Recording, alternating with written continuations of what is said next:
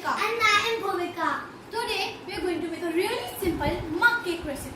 First, a cup of gluten-free flour, or you can either use maida or atta. Now we need to put pinch of salt in it. And 2 teaspoons of sugar.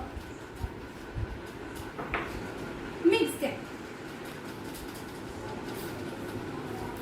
Now we will put the wet ingredients. I've taken 1 tablespoon of oil,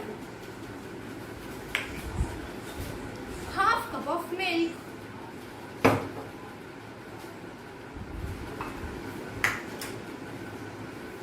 two to 3 drops of vanilla essence.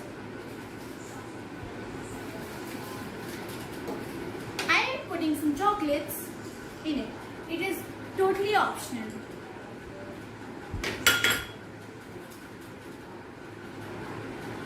The batter is ready. I am putting it in a microwave safe mug.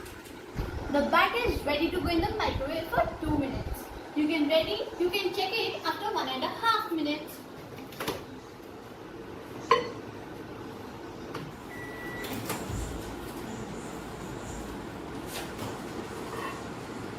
The cake is ready. We just need to put a toothpick inside it and check it or not. It looks yummy.